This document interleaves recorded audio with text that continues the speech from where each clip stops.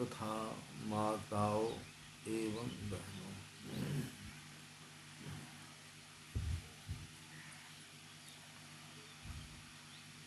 अभी के सत्संग में शबरी की नवधा भक्ति का पाठ सब कोई श्रवण किए।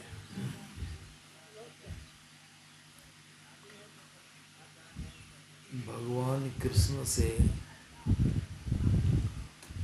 उद्धव जी ने पूछा था, उसमें भगवान कृष्ण सशरीर थे और भगवान कृष्ण से उद्धव जी ने पूछा था, कहा भगवान अभी तो आप साक्षात हैं, प्रत्यक्ष हैं, तो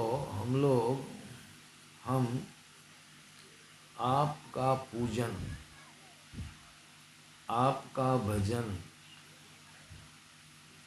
आपकी भक्ति, आपका ध्यान करना चाहता हूँ। तो और लोगों से नहीं जान करके आप ही से मैं जानना चाहता हूँ, क्योंकि आपका पूजन, आपकी भक्ति हम करना चाहते हैं। तो आप अपने से जो बता दीजिएगा वह अच्छा रहेगा। आपके कहने के मुताबिक भक्ति करेंगे आपकी, और लोग तो क्या कहेगा नहीं कहेगा, लेकिन आप जो कहिएगा तो बहुत बढ़िया होगा। तो प्रभु कृपा करके आप बतलाइए कि मैं आपका पूजन किस भाव से, किस तरह से करूं। अब देखिए, हम लोग भी भगवान का भजन करना चाहते हैं, करते भी हैं, करते हैं ना। किनको पूछ के? कुछ लोग तो ऐसे हैं जो भगवान के ज्ञान को सुनकर के करते हैं, उसी भगवान का पूजन भजन संतों ने किया, भक्ति किया, तो संतों के ज्ञान के आधार पर करते हैं।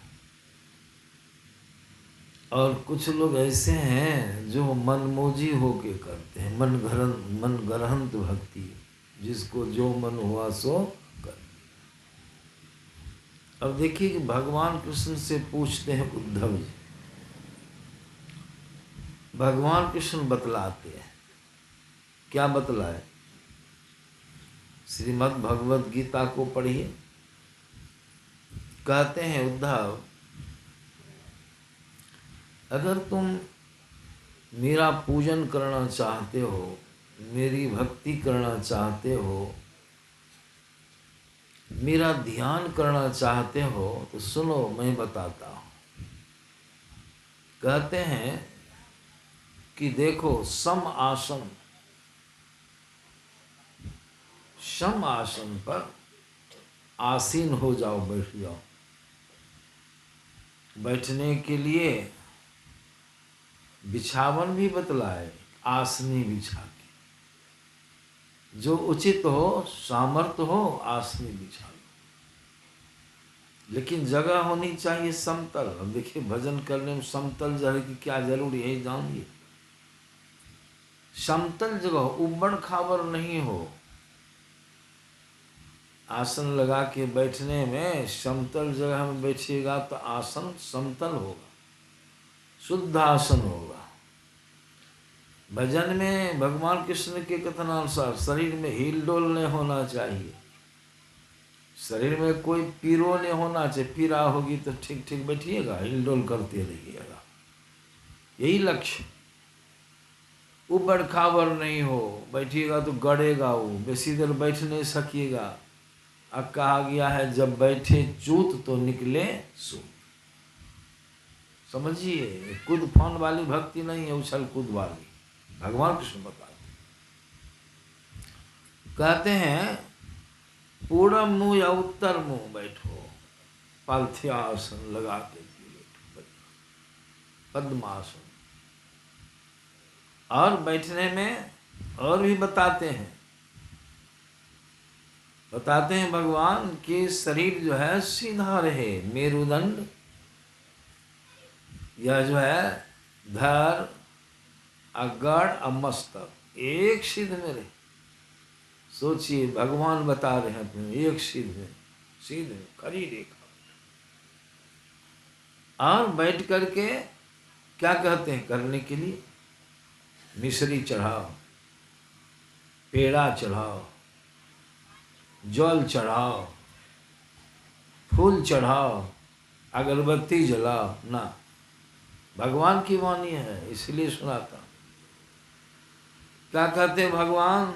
आंखों को बंद कर लो, हाथ को तर ऊपर रखो, बामा हाथ नीचे दाहिना हाथ ऊपर, बामा पैर नीचे दाहिना पैर बना, सीधा बैठो, भजन कीजिएगा। इधर से बैठो और तब जाके उद्धव हमको तुम देख रहे हो, सर्वांग शरीर हमारे रूप को दे। भगवान खड़े हैं सामने, बाकी बैठे हैं। देखिए एक बात पर ध्यान दीजिए, सोचिए जब भगवान को का दर्शन उनको हो ये रहा है तो ध्यान करने की जरूरी क्या है? ये भी तो सोचने का विषय। भगवान का दर्शन हम लोग जाते हैं कहाँ कहाँ, अयोध्या जी, मथुरा जी, भगवान का दर्शन। तो भगवान तो हम प्रत्यक्ष हैं। अब कहीं जाइए तो भगवान की मूर्ति ही नहीं मिलेगी, प्रत्यक्ष भगवान तो नहीं मिलेंगे आपको वहाँ। क्या मिल जाएंगे? मिलने वाले को मिलेंगे भी। हम लोग जाते तो मूर्ति को देख, भगवान की मूर्ति, वहाँ भगवान प्रत्यक्ष में है, प्रत्यक्ष में है। तब तो यह कहते हैं उद्धव तुमको तो मेरा दर्शन हो गया, कान में तेल दे के सुत रहो, आराम करो, खाओ पियो, मौज करो, क्या कसर रहा बोलो।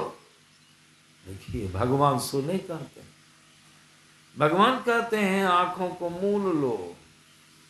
अब भगवान बाहर में खड़े हैं, देख वो खड़े रहता है, बाहर में नहीं देखेगा, तो आंख को मूंद लो। और मूंद के क्या करो?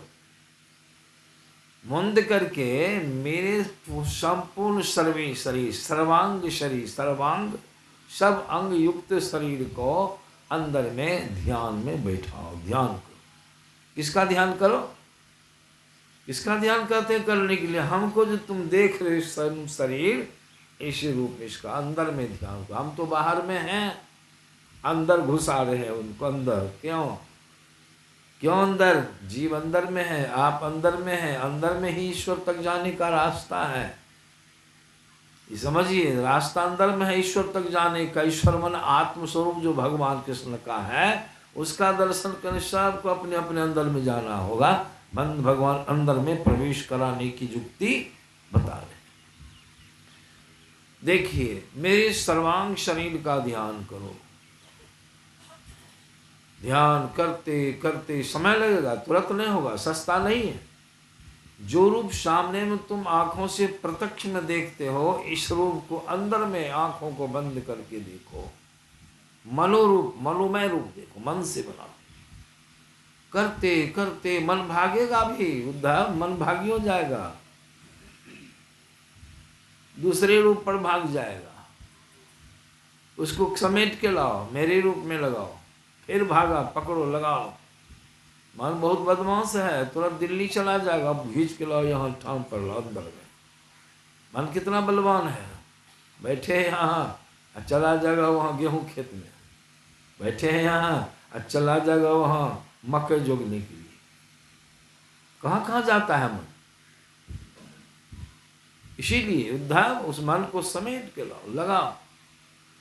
करते करते उद्धव जब मेरा सर्वांग शरीर तुम्हारे अंदर में प्रकट हो जाए, व्यवस्थित हो जाए, मतलब उसने दौड़ में उसी रूप में तुम्हारा मन घूमे फिरे अगल बगल नहीं भागे, तो समझ लो तुम्हारा मेरा स्थूल ध्यान पक्का हो गया। गाय खरीदते हैं, लाते हैं बथान पर, बढ़िया बढ़िया भोजन देते हैं, लेकिन गाय किधर जाना चाहती है? जहाँ से कीन के लाए उसका ठाम बना आसक्ति है, वहाँ से जुड़ाव है। गाय जब भी खुल के भागी तो वहीं छोड़ दीजिएगा उसको, खिलाइएगा। 50,000 में गाय किने हैं, क्या कीजिएगा? उसको लाइएगा, मुखाड़ी लगा के पकड़ के खींच के खुट्टा में बांधिएगा। अगर कहीं खुट्टा तोड़ दिया फिर भागेगी गाय, वहीं फिर पकड़ के लाइएगा, छोड़ने दीजिएगा। करते करते करते 1 दिन 2 दिन 3 दिन 4 दिन 5 दिन में ऐसा हो जाएगा कि गाय का भागना अब वहाँ जाएगी। गाय जाती है कीन के लाए में। अगर भूल चूक से कहीं खुल भी जाएगी तो बथाने बड़ घूमेगी गाय, तो बुझ जाते हैं आप नहीं, अब गाय जो है ना ठीक हो गई है, यहाँ से जुड़ गए। उसी प्रकार मेरे सर्वांगी शरीर में जब तुम्हारा मन स्थिर हो जाए, उसको छोड़ के इधर उधर शरीर छोड़ के अगल बगल नहीं जाए, समझो यह काम तुम्हारा पूरा हो गया। काम हो गया, बन गया, इतना भर काम। और आगे का काम है, कितने भर है, और आगे क्या कहते हैं सुनिए। कहते हैं, मुझको ख्याल पड़ा इसलिए आप लोगों को सुना रहा हूँ इस तरह से। भगवान कहते हैं, उद्धव अब काम अभी पूरा नहीं हुआ, बहुत काम कसर है, अब क्या करना है? तो मेरे सर्वांग शरीर को अब छोड़ करके गला से निचले भाग को आप छोड़, उससे मतलब नहीं रखो। मेरी मुस्कान जो थी मुखड़े का ध्यान ख्याल कीजिए। क्या किए भगवान? इतना को छोड़वा दिए। आज छोड़वा के इतने भर रखे, इतने भर में मन को स्थिर करो। मन भागेगा इधर, मन चलाएगा इधर, कमर तरफ, पेट तरफ, जंघा तरफ नहीं, वो सब से मन को खींच के लाओ। मेरे मुस्कान मुखड़े भर में ये मन स्थिर रहे, इधर से इधर उधर नहीं डोल डाल। मतलब क्या हो? इतना छड़वा दिए, कारण क्या है, क्या मतलब लक्ष्य क्या है? ये मोटा हुआ, फैलाव हुआ। अब प्रभु सूक्ष्म हैं, उनका रूप सूक्ष्माति सूक्ष्म है, ये तो फैलाव न है, शरीर का आकार प्रकार है, इसका क्षेत्रफल है। भगवान इतना छोड़ा, कितने बोला, इतने बड़ को इतना छोड़वा दिया। इसको छोड़ना जरूरी माया न है, ये अवलंब लिए हैं, इसके मुताबिक चलना नहीं है। इसको छोड़, मुस्कान जो तुम मुखड़ा में उद्धव, मुस्कान जो तुम मुखड़ा का ध्यान करते करते करते करते जब मुखड़ा वाला ध्यान पक्का हो जाए, तुम्हारा मन इतने दूर में रहे, इधर उधर नीचे नहीं जाए, इतने दूर में घूमे, इसको छोड़ के कहीं नहीं जाए, तब समझो मेरा मुस्कान जो तुम मुखड़ा का ध्यान तुम्हारा पक्का हो गया। अब क्या करो? अब देखिए क्या बताते हैं। ये फुसलाने वाला हिसाब है, मन को फुसलाने वाला हिसाब है। एक भागे जो मन को ले जाइएगा तो बड़ा मुश्किल हो जाएगा सूक्ष्म में। अब भगवान कहते हैं, उद्धव अब जो है सो मन को, सूरत को, ख्याल को इससे हटा लो, अब इसमें भी नहीं रखना है। तब कहाँ ले जाना है? कहते हैं नासाग्र में शून्य ध्यान करो। अब कौन ध्यान करते? शून्य। शून्य माने बिंदु।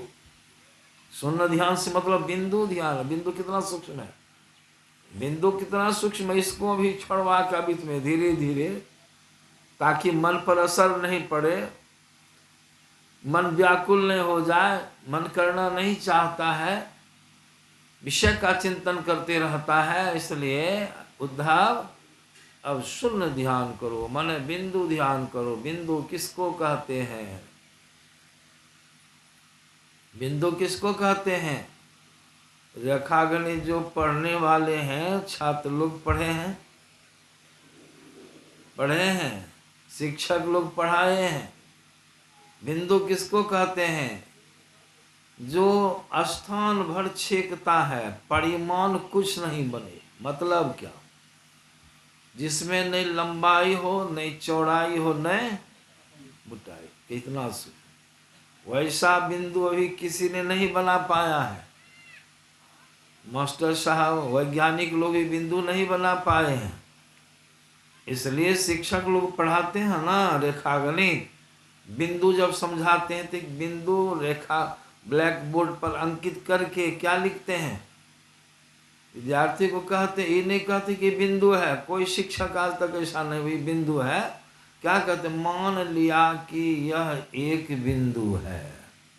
मान लिया क्यों? सही बिंदु नहीं बना है, इसमें कुछ न कुछ लंबाई चौड़ाई मोटाई है, परिमाण है, ये बिंदु ओरिजिनल नहीं बना है। मान लो ओरिजिनल बिंदु संसार में है ये नहीं, संतों की खोज। रेखा किसको कहते हैं? मास्टर साहब पढ़ाते हैं, रेखा खींच दिए, ए बी, नाम ए बी रेखा, लेकिन वहां लिखते मान लिया कि ए बी एक सरल रेखा है। मान लिया क्यों लिखे मास्टर साहब? कहते ओरिजिनल रेखा नहीं बनी है। क्यों? तो रेखा की परिभाषा क्या है? जिसमें सिर्फ लंबाई ही हो, चौड़ाई तथा मोटाई कुछ भी नहीं हो, उसको क्या कहते हैं? रेखा। अब बिंदु कैसे प्रकट होगा? ख्याल रखिएगा, हम सुना रहे हैं बहुत मेहनत से, मेहनत से। रेखा बिंदु कैसे बनता है, कैसे प्रकट होता है? जहां दो रेखाओं का मिलन हो जाता है वहीं एक बिंदु प्रकट होता है। दो रेखाओं का मिलन जब भी होगा तो एक बिंदु पर ही होगा, बिंदु प्रकट हो गया। और जैसी रेखा वैसा बिंदु। कहिए बिंदु कितना सूक्ष्म हो गया। अब भगवान कृष्ण कहते हैं अर्जुन, उद्धव सुन, ऐसा क्यों करवा रहे हैं? सूक्ष्मता की ओर ले जा रहे हैं, सिमटाओ की ओर। पर इतना को देखो, इतने से समेट जान, इतना पर देखो, मन इतना समेट में आया और उसको भी और संक्षेप समेट करके बिंदु ध्यान करो। बिंदु ध्यान साधारण नहीं है, बिंदु ध्यान साधारण नहीं है, समझे ना? इतना सूक्ष्म करो। किधर ले जा रहे हैं भगवान कृष्ण उद्धव को? क्या समझा रहे हैं? भगवान सूक्ष्माति सूक्ष्म है, बिंदु में भी समाये हैं प्रभु, बिंदु में भी वो व्यापक हैं। पहले बिंदु ध्यान को, बिंदु परमात्मा नहीं है, परमात्मा का एक रूप हुआ, सूक्ष्माति सूक्ष्म रूप बिंदु है। अंदर अंदर में ले जा रहे हैं, अंदर में। इसलिए जब प्रभु का दर्शन जब भी होगा अंदर में सिमटाओ। आज सिमटाओ से क्या होता है? सिमटाव से क्या होता है? सब कोई समझ सकते हैं। सिमटाव से ऊर्ध्व गति होती है। सिमटाव से क्या होता है? ऊर्ध्व गति। कहिएगा कैसे? अब इसको समझिए। अब मकई का समय आएगा, मकई की कटनी अभी नहीं होगी, अभी समय है। जब भी कटनी हुई, लेकिन आगे जो कटनी किए तो मकई को लाड़बो करते थे, मकई की ढेर उसको पसार दी भर द्वार, मकई पसर गई, छितरा गई। श्री सतगुरु महाराज छितरा गई, छितरा गई तो उसकी ऊंचाई कम गई। और शाम में जब मकई सूख जाती है तो वो समेटते हैं, सिमटाव करते हैं।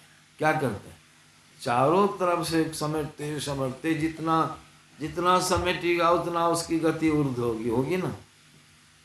इतना समेट दीजिए कि ऊंचाई, मकई की ऊंची ढेर लग गई, ऊंची हुई ना। एक उदाहरण न हुआ, सही तो नहीं है, ऊर्ध्वगमन हो गया। पानी को समेटिए समेटिए, चारों तरफ से बांध देते देते उससे पानी ऊंचाई हो जाएगा। पाइप के द्वारा 3 महल पर ले जाते हैं। सिमटाव से क्या हो गया? पानी का गैस यह पदार्थ है, कोई गैसीय पदार्थ है, उसका भी सिमटाव करते हैं, समेटते हैं। गैस भी कहाँ जाता है? श्री सदगुरु महाराज की ऊपर। गैस किधर जाता है? ऊपर जाता, ऊपर सिमटा हो, ऊर्ध्वगमन। आप ख्याल कीजिए, क्यों ऐसा मैंने सुनाया। आप जो है, आप कौन है? आत्मा। आप कौन है शरीर में? आत्मा न है कि शरीर है? जीव न है, शरीर के अंदर में है। आप कहाँ से कहाँ तक पसरे हैं सो जानिए। कहाँ से कहाँ तक पसरे? नख से सिख तक में आपका भीतर में पसार है, समझिए। ये बिजली जो है, बिजली का कारोबार चल रहा है। बिजली कहाँ से कहाँ तक पसरी, वो माता जी को जगा दी। श्री सदगुरु महाराज, श्री सदगुरु समझे? बिजली कहाँ तक पसरी है? सब वायर में, यूनिट में, एम्पलीफायर में, तार यहाँ से वहाँ तक सब जगह बिजली है। टेस्टर लेके ऑपरेटर चेक करता है, देखता है सब जगह बिजली, सब जगह बिजली है। उसी प्रकार आप जो है शरीर में सब जगह हैं, पसरे हैं। आपके पास तो कोई टेस्टर नहीं है, ये टेस्टर हम बता देते हैं क्या है। संपूर्ण शरीर में आप पसरे हैं। पीठ पर जब एक चींटी बुलने लगती है पीठ पर, तो चींटी बुलती है तो आपको मालूम पड़ जाता है कहाँ में है आप कहाँ में हैं? दोनों आँखों के बीच में चेतन, आप दोनों आँखों के बीच में। शास्त्र में बताएगा नेत्रस्थं जागृतं, जागृतं नेत्रस्थं। जागृत अभी जगे हैं, अभी दोनों आँखों के बीच में हैं आप पीठ पर एक ननकी चींटी अगर चढ़ जाए, बोले, तो आपको मालूम पड़ जाएगा। किसी को कहिएगा, बाल बच्चों को देखो तो पीठ पर एक चींटी बोल रही है, गुदगुदी लग रही है, हटा दो तो। जो कोई नहीं है तब अपने से हटाइएगा, तो अपने से हटाइएगा। कौन चीज हटाए? उंगली से, उंगली से ना हटा, उंगली जा रही है, देखिए उंगली जा रही है वहाँ, उंगली पीठ पर। उंगली में तो आँख नहीं है, लेकिन उंगली में जो है वही पीठों में है। एक ही है ना आपकी, दो तीन तो नहीं है। अब उंगली कहाँ जाएगी? उंगली तो आँख नहीं ना है, लेकिन उंगली जाएगी कहाँ? इसको मिलानी है, यहाँ से वहाँ पता चल रहा है जहाँ चींटी बुल रही है उंगली वहीं जाके चींटी को पकड़ेगी। क्या हुआ? आप उंगली में भी, पीठ में भी कोई चीज खाते पीते हैं। आज हम भुट्टा खाए, यहाँ भुट्टा खाए तो दांत में लसक गया। आप जिब्बिया जो है उसको खचारते खचारते खचारते, जिब्बिया को मालूम है, जिब्बियों में वही धारा, दांत के गस्सा में भी वही है, निकाल दिया उसको। निकाल के बाद तब जिब्बिया दम धरी। मतलब क्या हो? कहने का मतलब आप जो है चेतनात्मा, नख से सिखलो बिंदु प्रति में तुम रमे हो। हे प्रभु, इस शरीर में रम करके आप कहाँ रमे हैं? पहले शरीर में रम गए और तब शरीर के बाहरों रमे हैं। बाल बच्चों में, धन दौलत, खेती पत्ती सब में आपका पसार हो गया है। सब चीज से आप आ सकते, 5 विषय से आप जुड़े हैं। संसार में 5 विषय पसरा है, ख्याल रखिए। इसलिए आप 5 विषय में रत होते हैं। आप प्रभु तो हैं बहुत दूर अंदर में, उधर ऊर्ध्वगमन होगा ऊपर। ऊर्ध्वगमन होने के लिए सिमटाव की क्रिया भगवान कृष्ण ने उद्धव को, सिमटो, अपने को समेटो। इस ढंग से जब एक बिंदुता की प्राप्ति हो जाएगी, एक बिंदु पर, आगे सर जाओ, आगे से हट जाओ, लोग देखते हैं। जब एक बिंदु पर आप चले आएंगे, एक बिंदु पर औठा से लेके यहाँ तक रहिएगा, सिमट के कहाँ चले जाएंगे? ऊपर, ऊर्ध्वगमन। ऊर्ध्वगमन करने में, बिंदु ध्यान करने में, संत लोग कहते हैं अंदर में रास्ता भी है, 10वां द्वार वह बंद है, 10वां द्वार बंद है। अब बिंदु प्रकट कैसे होगा इसको भी समझना है। बाहर में रेखा नहीं है। परिभाषा के मुताबिक हमारी 2 आंखें हैं सबों के पास, और दोनों आंखें होकर के दृष्टि की धारा बाहर निकलती है। दोनों आंखों की दृष्टि की धारा किधर निकलती है? बाहर निकलती, समझे? दृष्टि की धारा बाहर निकलती है। और धारा ऐसी है, देखिए ख्याल रखिए, भगवान कृष्ण कितने वैज्ञानिक हैं। दृष्टि की धारा जब बाहर निकलती है तो उसमें क्या होता है? दोनों धारें मिल जाती, दोनों धारें, दृष्टि की दोनों धारें मिलती है। मिलने की कला संत लोग बताते हैं। दोनों दृष्टि की धारें कैसे मिलेगी, मिलने की कला कौन बताते हैं? संत लोग बताते हैं। दोनों दृष्टि धारों को जोड़ने से यह धारा सरल रेखीय धारा है। यह धारा कैसी है? सरल रेखीय है। इसमें चौड़ाई नहीं है, फैलाव नहीं है, लंबाई ही लंबाई है। ये भी कहिएगा कैसे, तो संतों ने इसको प्रमाणित किया है। आंख से सूरज को देखते हैं, रात में तारों को देखते हैं। कैसे देखते हैं? आंख की दोनों धारें तारा तक पहुंची तब न देखे, सूरज तक धारा पहुंची तब न देखे। यहाँ से दिल्ली भी देख सकते हैं आप। गाछ वृक्ष आड़ पेंच नहीं रहे तो दिल्ली को भी आप देख लीजिएगा, आंख की धारा वहां, इसमें सिर्फ लंबाई ही है। इसलिए भगवान कृष्ण ने कहा उद्धव अब अंदर में बिंदु ध्यान करो, बिंदु प्रकट करो। मतलब क्या? नासाग्र में, भगवान कृष्ण की वाणी नासाग्र बहुत पवित्र चीज है, नासाग्र में तुम अपनी दृष्टि को स्थिर करो, दोनों धारों को। अब नासाग्र क्या है? नासाग्र, नासा मन नाक, अग्र मन आगे का भाग, नासाग्र नाक का अगला भाग।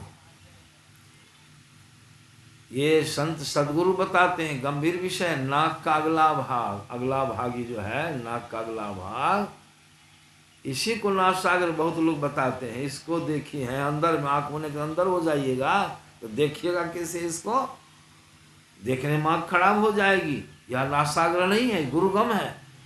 इसलिए गुरु की शरण में जाना होता है। नासाग्र अंदर में है। नाक की दो सिराएं, एक शिरा बाहर और दूसरी शिरा किधर घुसी है? अंदर में घुसी है। नाक और आंख का जहां अंदर में मिलन हुआ है, अंदर में वह नासाग्र है, गुरु बताते हैं। उस नासाग्र में कहते दोनों दृष्टि धारों को जोड़ो, स्थिर करो उद्धव, अंदर में देखो। यह दृष्टियोग क्रिया, इसी को हम लोग संत मत में दृष्टियोग क्रिया करो। जब जोड़ेंगे तो वास्तव में एक बिंदु प्रकट होगा अंदर में। वह बिंदु कैसा होगा? प्रकाशमय बिंदु। क्यों? दोनों दृष्टि की धारें प्रकाश पूर्ण है, ज्योति पूर्ण है, शब्दमयी धारा है, प्रकाशमयी धारा है। इसलिए इससे जो बिंदु प्रकट होगा वह भी तेजस बिंदु होगा, प्रकाशमय। इसी को गुरु महाराज की वाणी में हम लोग आरती में गाते हैं, आरती तन मंदिर में कीजय, दृष्टि जुगल कर सन्मुख दीजय, चमके बिंदु सूक्ष्मति उज्जवल ब्रह्म ज्योति, अनुपम लख ब्रह्म ज्योति, डिवाइन लाइट। यही भगवान का कहने का मतलब है, उद्धव को बतला रहे। अब सोच लीजिए, आपका ऊर्ध्वगमन हो गया, ऊर्ध्वगति हो गई, बिंदु पर स्थिर हो तो क्या बिंदु प्रकट हो गया। अब जान लीजिए एक बात और, बिंदु क्या है? परिभाषा सुने, बिंदु में पार्वती जी निवास करते हैं। ये भी विचित्र बात है, सुनिए, कभी सुने होंगे। बिंदु में पार्वती जी का निवास है। अंदर में जब बिंदु प्रकट होगा तो बिंदु में शब्द होने लगता है, उत्पन्न हो शब्द भी बिंदु में, तह नाद बोले, प्रकाश हो जाएगा। प्रकाश में शब्द प्रकट होगा, शब्द को साधक जो बिंदु पर स्थिर हुआ है उसको शब्द सुनाई पड़ेगा। आज शब्द में कौन रहते हैं? भगवान शिव। लोग खोजते हैं बाहर में वैद्यनाथ धाम में, इसको समझिए, वैद्यनाथ धाम जाते हैं, भगवान शिव की वाणी सुना रहा हूं, सुन लीजिएगा।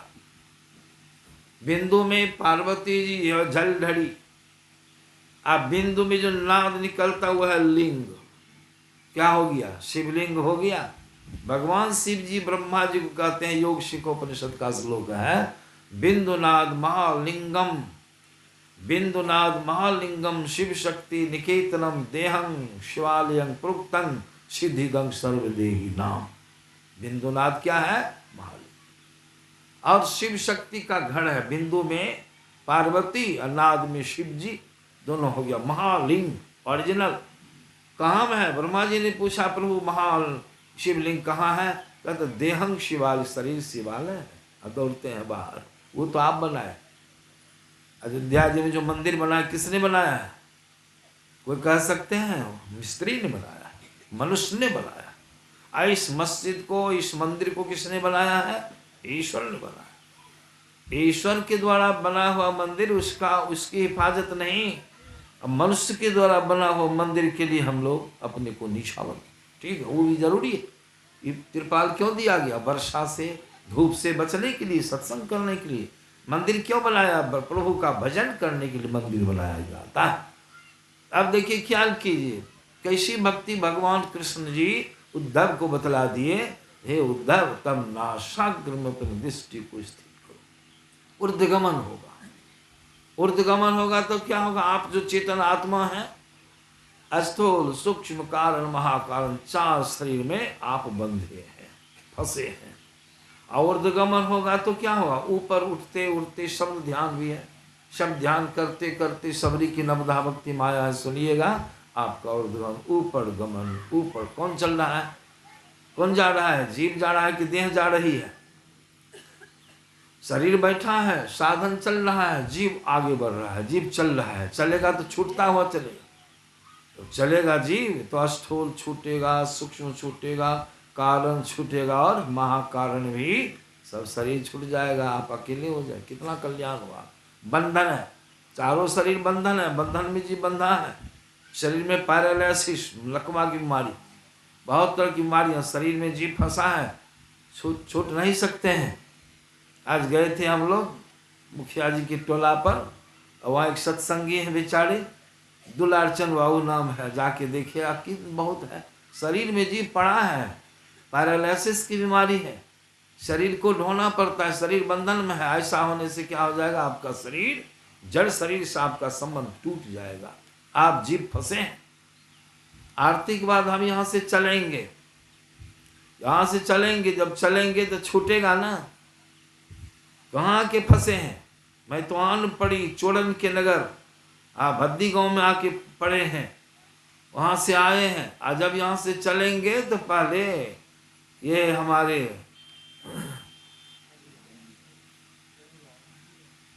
राजवीर बाबू, जगवीर बाबू का घर छूटेगा।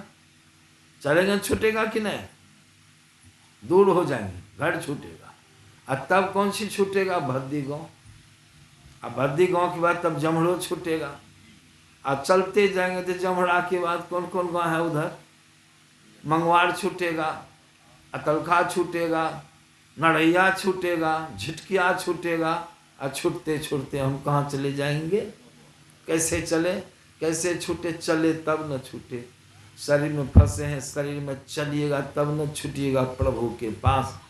स्थूल छूट जाए, सूक्ष्म छूट जाए, कारण छूट जाए, महाकारण छूट जाए, अंदर अंदर चल रहे, बाहर में कोई देखना रास्ता, अंदर में प्रभु तक जाने का रास्ता।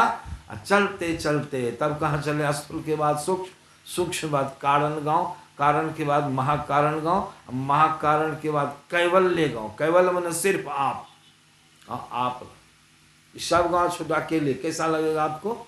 अकेले हो गए। सब कपड़ा उतार दीजिए तब शरीर झलकेगा। ठंडी में कितना कपड़ा पहनते हैं, गंजी है, टूजर है, हाईनेक है, तब ऊपर से क्या कहते हैं कुर्ता है, तब ऊपर से स्वेटर पहने हैं, चादर ओढ़े हैं। आज सबको उतारते उतारते सबको उतार दीजिए, तब क्या बचिएगा? आपका शरीर। उसी प्रकार आप अंदर में चलते जाएंगे, सब उतरते जाएगा। यही भक्ति सबरी की थी। राम भगवान भी सुन लीजिए, मिलानी कर ली, इसलिए मैंने खास के विचार के आप लोगों को सुनाया। सब छूट गया। सबरी कहाँ गई थी? तजी जोग पावक देह हरिपद लीन भई जहां नहीं फिरे। क्या कहते हैं? तजी जोग पावक देह, जोग पावक जोगाग्नि में, जोगाग्नि में सबरी जोग की अग्नि प्रज्वलित करके, और तज जोग पावक देह हरिपद, देह को, देह माने, देह माने शरीर को त्याग दी। त्यागने का मतलब क्या? सब शरीर से सबरी बंधन छूट गया। शरीर का न जन्म होगा, शरीर का ही मरण होता है। शरीर का जन्म, शरीर का मरण, शरीर में रोग, शरीर में व्याधि, और उसमें आप पड़े हैं, जीव फंसे हैं, जन्म मरण का चक्र चल रहा है। कहिए कितना सुंदर ज्ञान संतों का है। जब सब शरीर बंधन से आप छूट गए, मुक्त हो गए, अब आपका जन्म होगा, संसार में आइएगा, मुक्त हो गए, प्रभु में जाके मिल जाइएगा। यही सबरी की। कैसे हुआ सबरी? तजी जोग पावक दे हरिपद लीन भई जहां नहीं फिरे। नर विविध कर्म अधर्म बहुमत शोक प्रद सब त्याग हो। अविश्वास करी कह दास तुलसी राम पद ही राम। देखिए ये भक्ति भगवान कृष्ण ने अर्जुन को भी और उद्धव को भी बतलाया। यही भक्ति देखिए आज राम भगवान सबरी को बतला रहे हैं। क्या कहें सबरी को? ये भी सबरी तो पूछी नहीं थी, उद्धव जी तो पूछे थे। अब बिना पूछे भगवान सबरी को माध्यम बना के सबरी कौन कौन ढंग की भक्ति की, उसको भगवान अपने मुख से 9 भाग में बांट करके हम लोग को सुनाते। मानिएगा तब। अब भगवान अपने मुंह से कहते हैं, प्रथम भगति संतन कर, सत्संगे से फटक जाते हैं। कहते सत्संग फत्संग, ये भी हम सुने। ये गांव गए, कहा है सत्संग फत्संग हो रहा है। सत्संगी लोग भी आते हैं हमारे पास ना, हम पूछते हैं कहिए समाचार ठीक है बाबा, कहाँ आए हैं? आए हैं आप ही के पास। किस लिए आए हैं? यही बात, थोड़ा समय तमय लेंगे, सत्संग उत्संग करावेंगे। हम कि देखिए समय तो हम देखते हैं, तमय किसको कहते हैं? सत्संग तो कराइए, उत्संग नहीं कराइए। नहीं बाबा, मुंह से निकल गया है? बहुत लोग सत्संग फत्संग कह देते हैं अभी। अब भगवान अपने मुख से जो कहे सो कीजिएगा कि दूसरे की बात में घूमिएगा, कल्याण होगा। सबरी का कल्याण प्रत्यक्ष में देख ली। सबरी हरि के परम धाम में चली। एक गांव है बिशनपुर दीरा, वो हिरणमार दीरा भी वहीं पर है, समझे ना। और एक ठो दीरा हम नाम भूल, वहाँ गए सत्संग करने। बहुत वर्ष पहले की बात, 30 बरस के लगभग हो गया। एक इंजीनियर साहब के यहाँ, समझे ना। वहाँ उसमें वो खेसारी की छिमड़ी का समय था। खेसारी मटर का वो देश है। बहुत लोग अब तो मकई रोपने बुनने लग गए हैं। तो वहाँ गए सत्संग करने के लिए इंजीनियर साहब के यहाँ। उसकी पत्नी बहुत श्रद्धावान। अच्छा बाबा पधारे हैं, भोर का जलपान में बाबा को घुगनी मुढ़ी खिलावे। अपने से मुढ़ी तैयार की या घुगनी बने। जैसे यहाँ आए खेत में भुट्टा देखी तो भुट्टा खाते हैं, समझे ना। तो भुट्टा खाए, 2.5 गो भुट्टा खाए, समझे ना। तो कहा तो घुगनी आई, पूछी बचवा को, सुनो नो इधर आओ। 8वां क्लास में पढ़ता था लड़का, बेटा उसका। हम कि नो मम्मी को कह देना घुगनी जो बनेगी ना तुम लहसुन प्याज नहीं देने के लिए ख्याल करना। काहे को घुगनी में अक्सर लहसुन प्याज देती है माता लोग। बचवा गया, माँ को कहा बड़ा प्रेम से। माँ कहती चलो क्या तुम सिखाने के लिए आए? बाबा आए हैं कितने दिनों पर, कब आएंगे नहीं आएंगे। अब बिना प्याज लहसुन की घुगनी कैसी होगी? हाँ हम देख के बनाती, सब मसाला सब तैयार कर। बचवा गुड़ के एक चटकन मुँह में खींच। तंग करता है तुम, जाओ भागो यहाँ से, हम नहीं खिलावे। का बाबा खाएंगे, हम खिलावे एक चटकन उसको बड़ा गुस्सा रोया, आया मेरे पास। बाबा मम्मी घुगनी बना रही, आप जो कहे थे ना हम सुना दिए। मम्मी नहीं मानती, हम तैयार है मसाला घुगनी में छौंका लगा दी है। अब देखिए ना हम जो बहुत किए की कहे ना, एक चटकन कनपट्टी में खींच ली, कौन झंझना। ऐसी बात? हाँ बाबा नहीं खाइएगा। हमको कहता नहीं खाइएगा बाबा। हाँ अच्छा नहीं खाए, नहीं बाबा एकदम हरगिज नहीं खाइएगा, नहीं तो उसका मन बढ़ जाएगा। कहे दाव लग जाएगा, कहेगी तुम मना किया, देखो बाबा को खिलाए कि हम कि तुम काहे के लिए इतना परेशान हो रहे हो? अरे हम नहीं खाएंगे, हम खाते ही नहीं तो खाएंगे किस? हाँ बाबा देखिएगा हमको मारो लग गई। वो एकदम वहीं पर है, इधर उधर घूम फिर करता है, दाव में है। अपनी बात ऊपर करने का ख्याल सबों को रहता है, हम की बीमारी। घुगनी बन के तैयार हुई, टेबल सबको धो धखा के, और उसकी माताजी बेचारी लाई, बाबा खाइए। बहुत शौक से बनाई, हाँ बहुत बढ़िया, खाइए रखिए, खाएंगे जरूर। बचवा में खाना है पीछे, खाएंगे। हम जो कह दिए खाएंगे तो धैर्य हो गया। हम कहे लेकिन इसमें प्याज भी दिए हैं, लहसुन सा। हाँ बाबा, प्याज लहसुन दे के बनाई, उसमें स्वाद कैसे आएगा? ना, प्याज लहसुन तो हम नहीं खाते, नहीं खाते हैं। बहुत तरह से वो बेचारी जिद करने लगे, हम उसको काटने लगे। और बचवा था माँ के पीछे, बचवा को शंका हो रही हो न हो कहीं बाबा खा न ले, तो हमको कहता है पीछे से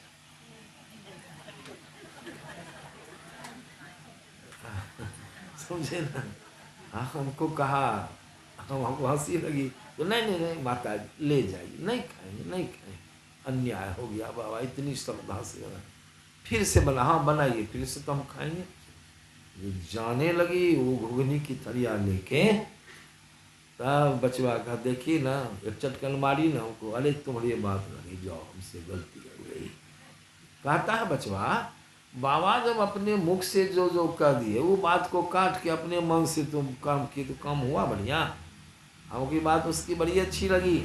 भगवान जब अपने मुख से कहते कैसे करो, तब अपने अपने ढंग से करेंगे भजन, तो भगवान को भजन पसंद पड़ेगा आपका, समझ लीजिए। वही ज्ञान भगवान राम ने शबरी को दिया। शबरी, मेरी भक्ति 9 तरह से होती है, तब भक्ति पूर्ण हो जाती है, लेकिन पहली भक्ति है सत्संग।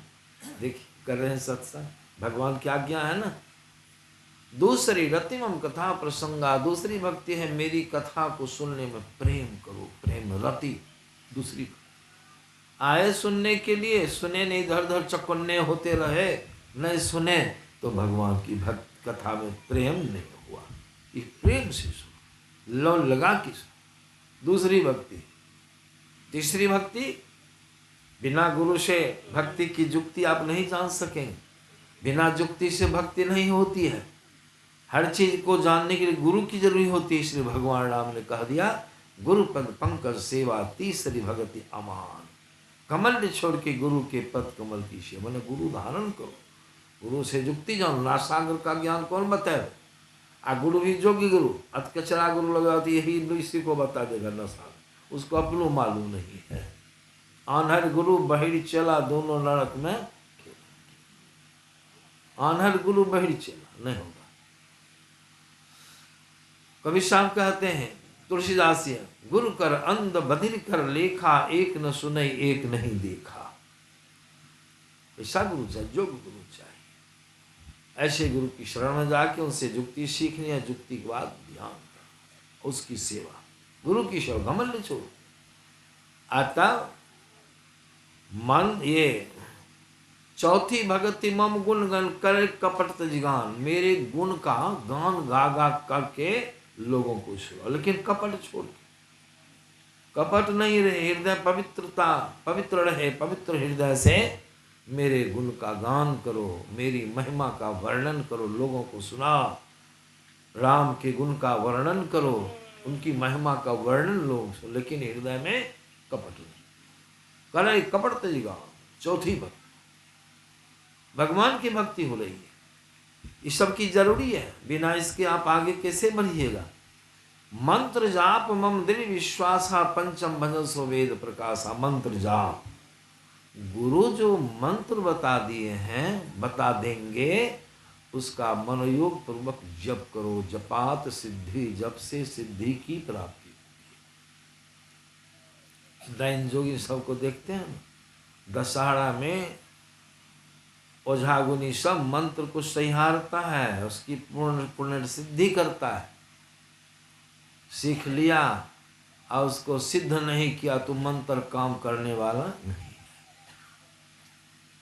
समझे ना। मंत्र जाप, मंत्र का जाप उसकी विधि है, कैसे जपिएगा। बहुत लोग तो माला लेके जाते राम राम राम राम राम राम राम राम, चारों का देखते राम राम, इससे होगा? क्यों जपते हैं ये जानिए। मन से मंत्र की मंत्रावृत्ति को मानस जप कहते हैं। मन जप 3 तरह के होते हैं, वाचिक, उपांशु और मानस। वाचिक जप किसको कहते हैं? बोल बोल के जपिए राम राम राम, वाचिक जप। ऐसी को ठोर पटर पटर कीजिए, वो उपांशु जप। और सबसे श्रेष्ठ जप है मानस जप, मतलब मन से ही, मन को ही निश्चैतना है। अब मने को छुट्टा छोड़ दीजिए, ठोर पटर पटर हो रहा है, माला हाथ में चल रही है, अब मन संसार में चक्कर लगा रहा है। जिसको सैतना है वो घूम रहा है, बैठिए, जिसको सैतना है वो घूम रहा है, और जिसमें सैतना न वो अपने काम कर रहा है, तो मन छुट्टा हो गया, बस में होगा। इसलिए बाबा कबीर को कहना पड़ा, माला तो कड़मे फिरे जीव फिरे मुख माही, मनवा तो दौदिश फिरे यह तो सुमिरन। मन से मंत्र की मंत्रावृत्ति, पहला यहाँ चौथी भक्ति मंत्र जप और मानस ध्यान। जो मानस ध्यान उद्धव जी ने कृष्ण भगवान उद्धव को मानस ध्यान कहते हैं, उसको मन से अपने मेरे सर्वांग रूप का ध्यान करो। अब बिंदु ध्यान कहते दृष्टि योग को, समझे ना। यहाँ भगवान राम कहते हैं मानस जप करो, मानस ध्यान की पांचवी भक्ति होगी। और छठी भक्ति यही है दृष्टि योग। छठी भक्ति क्या कहते हैं? छठ दमशील विरति बहु कर्मा निरत निरंतर सज्जन धर्मा। क्या के छठी भक्ति भगवान छठ दमशील, दमशील मन इंद्रियों का दमन करो, दमन करने वाला बनो। क्यों इंद्रियों का दमन करो? इंद्री बहुत बलवती है, इंद्री सब दुष्कर्म कराती है, बलात्कार कराती है। कौन कराती है? इंद्री। कितनी है इंद्रियां? 14। कौन कौन? 5 कर्म इंद्रियां, हाथ पैर गुदा मन पैखाना मार्ग, लिंग पेशाब मार्ग और मुंह। 5 कर्म इंद्रिया और 5 ज्ञान इंद्रिया, आंख कान नाक जिह्वा और चमड़ी। ये कर्म ज्ञान इंद्रिया, इससे ज्ञान प्राप्त करते हैं। आंख से देखना, कान से सुनना, नाक से गंध का ज्ञान, जिह्वा से स्वाद का ज्ञान, चमड़ी से स्पर्श का। ये 5 इंद्रियां देखते हैं। विषम भक्ति है कि नहीं? कोई रूप आ गया तो देखने लगते हैं, आँख भटक गई, ना छोड़ा है सिनेमा और मोबाइल में देखते रहते हैं। देखते हैं बच्चे लोग खूब देखते हैं। रस मिल रहा है, सुख मिल रहा है, विषय में फंस गया, पढ़ना लिखना बंद, भक्ति बंद। इंद्रिय आपको भक्ति करने से रोकेगी। कोई चीज़ सूंघने लगे, गंध और सूंघे, फंस गए। कोई चीज़ खाने लगे, चिखने लगे, जो नहीं खाने का वो खा गए। एक बाबा थे, एक चेला था, उसको चलवा भोजन बना के रोज बाबा को खिलावे। बाबा भजन ध्यान करता। चलवा नए बहाल हुआ था, नए कंठीधारी हुआ था। चलवा का मन हो गया मछली खाने का। चलवा ने कंठी खोल के रख दिया और गुरु महाराज के लिए भोजन सब बना दिया, समझे। अपने लिए थोड़ा मछली चुपचाप किन के लेके दक्षी में टपका लिया, लोहिया चुपचाप रखा था बिछौना के तौर में, चौकी तौर। अब बाबा को हाथ मल के खिला रहा है, बाबा अपना भोजन कर रहे हैं। बाबा की दृष्टि चल गई लोहिया पर। अरे वो चौकी तौर में लोहिया में क्या है? अब बचवा क्या करे? बाबा हम अपने लिए अलग थोड़ा चटक मटक वाला तरकारी बना रहे हैं।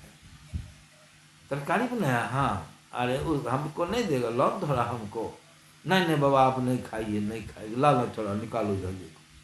अब सेलवा सोचने लगा कि बड़ा मुश्किल है, तो जान जाएंगे तो बड़ी मार मारेंगे बाबा।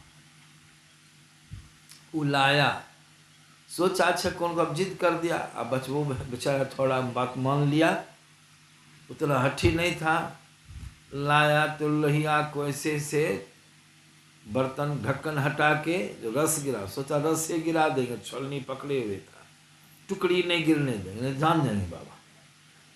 जैसे रस देने लगा कि एक टुकड़ी भबड़ गई उधर कोड़ पर, उसको खींच लिया इधर। क्या खींचता है उसको? आनंद दो। नहीं बाबा ये नहीं खा, बाबा मछली है, हम गलती से बनाए। अच्छा कोई हर्ज नहीं, मछली बनाए जो अपने मन से आता है ना, तो आनंद दो, कोनो हर्ज नहीं है। तो मछली वो खा ली बाबा। इंद्री स्वाद को गमक आ गया, गमक स्वाद में फंस गए। यही है, इंद्रियां बड़ी बलवती है। इसी को हमारी गुरुवार ने कहा, अनासक्त जग में रहो भाई, दमन करो इंद्रेन दुखदाई। मन भी बहुत साधारण, बहुत बलवान है, बहुत बलवान है। जीव को यही 10 14 इंद्रियां भटका के संसार में अपने चंगुल में करके रखी है। दुखी हैं हम लोग, इसी कारण भवसागर से पार, इसी लोभ में रह गए। विषय भोग करते करते चमड़ी का विषय स्पर्श, जो नारी प्रसंग से मनुष्य जीव प्राप्त करता है, इसी विषय भोग में फंस के जीव रह गया इसका संपूर्ण जीवन। इसीलिए भगवान ने कहा, भगवान ने क्या कहा, दमन करो इंद्र दुखदाई, इंद्रिया दुख इसका दमन करो।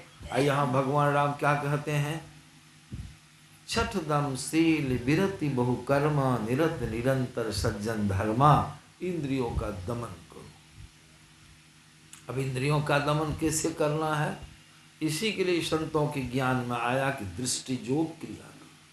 क्यों हमारी इंद्रियां कार्य करती है, कब, जब इंद्रियों में चेतन की धारा दोनों आंखों के मध्य से सब इंद्रियों की घाटों पर जाती है, तब इंद्रिय विषय में भक्ति है। जिस तरह से विद्युत की धारा सब जगह जाती है तब न कोई यंत्र काम करता है, तो हमारे अंदर में चेतन की धारा जो पसरी है सब जगह है, इंद्रियां काम करती है। सब इंद्रियों के घाटों पर से चेतन की धारा सिमट जाए, हट जाए, केंद्रित हो जाए, तो कोई इंद्रिय काम नहीं करेगी। जैसे गुरु महाराज ने एक उदाहरण दिया, हम लोग जब सो जाते हैं गहरी नींद में, तो हमारी कोई इंद्रिय काम करती है बाहरी वाली नहीं, स्वप्न देख रहे या गहरी नींद में चले गए तो हम चले गए अंदर, हम चेतन आत्मा हम चले गए अंदर से। जागृत में दोनों आंखों के बीच में, स्वप्न में कंठ में, असुसुप्ति में हृदय में आप चले आते हैं। कितनी दूरी तय कर यहाँ चले आए, यहाँ आ गए, आंखें बिखरी है, बिखरी तो है, लेकिन कोई आदमी आपके सामने में खड़ा होगा तो उसको देखिएगा नहीं देखिए। अगर कोई आदमी आपके मुंह में एक चुल्लू रसगुल्ला का रस ठोड़ फलका के ढार दे, मीठा लगेगा आपको? मीठा का ज्ञान होगा? नहीं होगा। क्यों? इसलिए कि आपकी जो धारा है जिह्वा से हटकर आप जिधर आए हैं चेतन उधर चली गई है धारा, जिह्वा से लगा टूट गया। सुगंध कोई इतर की गंध ला के नाक के पास देगा तो आपको गंध मालूम पड़ेगी नहीं। क्यों? आपकी धारा नाक से अलग हट गई, आपका संबंध नाक से टूट गया है। स्वप्न में अगर नीम की पत्ती चिबा रहे हैं तो आपको तीता का ज्ञान हो रहा है, जबकि मुंह में तिताई रही है। और जब जग जाएंगे तब तो यह कौन मुंह में दे दिया रस मीठा लग, तब जग गए, आ गए, आपकी उपस्थिति हो गई, आपको सब ज्ञान। उसी प्रकार संत महात्मा लोग कहते हैं सब इंद्रियों के घाटों से, वह इंद्रियां जितनी हैं सब इंद्रियों के घाटों से अगर धारा को खींच लिया जाए ऊपर, उसका केंद्र दोनों आंखों का मध्य स्थल है, वहाँ अगर उसको केंद्रित कर देंगे धारा सिमट गई। बिंदु ध्यान से यह काम हो जाता है, दृष्टियोग क्रिया से काम हो जाएगा। दोनों दृष्टि धारों को सटाने से नीचे की बहती हुई धारें सिमट करके दशम द्वार में केंद्रित हो जाएगी। सारी इंद्रियां चेतन धार से खाली होगी, इंद्रिय काम नहीं, दृष्टियोग क्रिया है। इसी को भगवान राम ने प्रजा लोगों को उपदेश में कहा था, और एक गुप्त मतो सब ही कहो कर जोड़ी, शंकर भजन बिना नर भक्ति न पावे मोरी। शंकर भजन, भगवान शंकर यही भजन करते थे। शंकर या समकर, दोनों दृष्टिधारों को सम करो। अभी देखते हैं विद्युत धारा है, लाउड स्पीकर काम कर रहा है, बल्ब जल रहा है, पंखा चल रहा है, अगर कहीं पर दो तार सट जाएगा तब क्या होगा? जहाँ दो तार सट गया तो शॉर्ट लग गया, पॉजिटिव नेगेटिव दोनों तार सट गया, शॉर्ट लग गया। हल्ला करेंगे लोग, शॉर्ट लग गया, सब बल्ब बंद, लाउड स्पीकर बंद, पंखा बंद, सब बंद हो जाएगा। शॉर्ट लगने से क्या हुआ? जहाँ से बिजली की धारा आई है, बिजली की धारा सिमट के अपने केंद्र में चली जाएगी। उसी प्रकार संत लोग तो दाईं आंख पॉजिटिव, बाईं आंख नेगेटिव। सदुकरी भाषा में इसको कहा गया दाईं आंख से धारा, वह क्या है? पिंगला। ऋषिवाणी में बाईं आंख से धारा निकली है उसको क्या, इंगला, ये हो गया इंगला। और तदुकरी भाषा में दाईं आंख से धारा निकलती है उसको कहते हैं हम लोग गंगा की धारा, बाईं आंख से धारा निकल उसको कहते हैं यमुना की धारा। और दोनों धारों को जब जोड़ देंगे अपने अंदर में, यही है कल्याणकारी भक्ति, दृष्टि योग की क्रिया। यही करने के लिए भगवान राम ने कहा और एक गुप्त मत सभी कहो कर जोड़िया, वहां लोग कर बना हाथ लगा, हाथ नहीं, सभी कहो कर जोड़ी। शंकर भजन बिना नरी, कल्याणकारी भजन है। या यही भजन भगवान शिव जी करते थे आंखों को बंद करके। इस भजन के किए बिना, यही है छठी भक्ति, एक ही भक्ति, शंकर भजन। सबरी कहीं शंकर जी की भक्ति कहीं जाके स्पर्श से नहीं की है, भगवान नौ किस्म की भक्ति का उपदेश दिए, लेकिन कहीं भी शंकर शब्द की चर्चा उन्होंने नहीं किया। लेकिन प्रजा को दोनों किरणों को जोड़ो, किरणों को जोड़ने के लिए क्यों कहा, अंदर में रोज अंधकार भी है, आंखों को बंद करते क्या दिन अंधकार, और दोनों धारे जुड़ गई तो प्रकाश बिंदु हो जाएगा, प्रकाश हो जाएगा। हनुमान जी को उन्होंने उपदेश दिया, वही राम। बहुशास्त्र कथा कंथारो मंथन विरथय किम अन्वेष्टव्यम प्रयत्नेन मारुते ज्योतिरांतरम। हनुमान जी को क्या कहते हैं, उद्धव की तरफ। भगवान राम सामने में खड़े हैं या बैठे हैं, और उद्धव को कहते हैं उद्धव, बहुत शास्त्रों की कथाओं को मतने से क्या फल, अत्यंत यत्नमान होकर अंतर की ज्योति की खोज करो। अभी अंधकार है तो अब न कहेंगे प्रकाश, अभी कोई कहे लालटेन जलाइए तो अच्छा लगेगा, अभी रोशनी है, अंदर में अंधकार है, इसलिए संत लोग अंतः प्रकाश। बाबा कबीर कहता अपने घट दिया ना बारू रे, नाम का तेल सुरत के बाती ब्रह्म अगिल उद्गारू रे, जगमग ज्योति निहारू मंदिर में तन मन धन सवार, झूठी जान जगत की आशा बारंबार इशारा। श्री संत लोग के अंदर में दोनों दृष्टि धारों को जोड़ो, जोड़ने से दशम द्वार खुल जाएगा, अंधकार जो दिखा अंधकार हट जाएगा, प्रकाश आ जाएगा, प्रकाश में दसवां द्वार आपको मिल जाएगा, उसी दसम द्वार हो के जीव को आप ही निकलना, प्रभु तक जाना। इसलिए भगवान राम ने कहा छठ दमशील, इस क्रिया में दृष्टियोग क्रिया करने में जो सफल हो जाते हैं, प्रवीण हो जाते हैं, उसकी दसों इंद्रियां उसके काबू में हो जाती हैं, वश में हो जाती हैं। एक इंद्रिया रह जाती है मन, अंतःकरण की 4 इंद्रियां हैं, मन बुद्धि चित्त और अहंकार, सबका स्वामी मन है। इसीलिए बाहरी 10 इंद्रियों को काबू में कर लिए, लेकिन मन उसको फिर संचालित कर देगा। इसलिए भगवान राम ने कहा 7वीं भक्ति करो, मन खास करके मनोनिरोध, मन को बस करने की साधना करो। जबकि छठी भक्ति में मन को भी बस करने का काम हुआ, लेकिन खास करके मन बड़ा बलवान है, उसको स्पेशल अलग से संतों ने कहा मनोनिरोध का की साधना करो, शम की साधना। वह क्या है, वही है शब्द साधना। शब्द साधना बाबा कबीर की वाणी में, शब्द खोज मन वश करे, सहज जोग है एक, सत्य शब्द निज सार है, या तो झूठी दे। शब्द खोज, कौन शब्द है, वो अंदर में सार शब्द, जो सार शब्द को प्राप्त कर लेता है। गुरुदास की वाणी में आया है, पचकेंद्रण पे 5 बजती, अनहद नौबत ज्योति जलती, कहूँ केवल ध्वनि अनुभव करती, सूरत तन में कह बजती हैं 5 नौबतें, सुनी एक एक को प्रत्येक पे चढ़ी जाए के, निज नाह खोजना, निज नाथ को खोजो। वह अंतिम शब्द है सार शब्द, आदिनाद ओंकार, प्रणव ध्वनि इसको कहते हैं। उस ओंकार शब्द को प्राप्त करो, अंदर में होता है। उस शब्द को जो प्राप्त कर ले, शब्द साधना जो करता है, बाबा कबीर कहते साधु शब्द साधना कीजिए, उसी शब्द से संसार का सृजन हुआ है। जाय शब्द से प्रकट हुए सब, सोई शब्द कही लीजिए, जिस शब्द से ब्रह्मा विष्णु महेश का प्रकटीकरण हुआ, उस शब्द है सार शब्द। सृष्टि के कण कण में व्यापक है, वही है भगवान शिव का घर कहा गया है। नाथ जो प्रकट होगा अंदर में सार शब्द, वह क्या, प्रभु के निकटवर्ती शब्द, प्रभु से उत्थित शब्द है। उस शब्द को जो जीव पकड़ लेता है, मनोनिरोध, उसका मन निरोधित हो जाता, बस हो जाता है। सातवीं भक्ति में पूर्णता, समाधि की प्राप्ति, समत्व का ज्ञान, सिया राम मैं सब जग जान, इसलिए आत्मज्ञान हो जाता है। आत्मा सम्यक, अपनी आत्मा को पहचान लिए तो घोड़ा में गधा में सब में एक ही आत्मा है, उसका ऐसा ज्ञान हो जाता, उसकी भक्ति पूर्ण हो जाती। यही भक्ति सबरी की 8वीं 9वीं भक्ति इसका फल है। 8म यथा लाभ संतोषा सपने हो नहीं देखे प्रभु, 9म सरल सब संचलहीना मम भरोसे ही हर्षना, 9 एक जिनके होई किनकी मानिए, मानते हैं।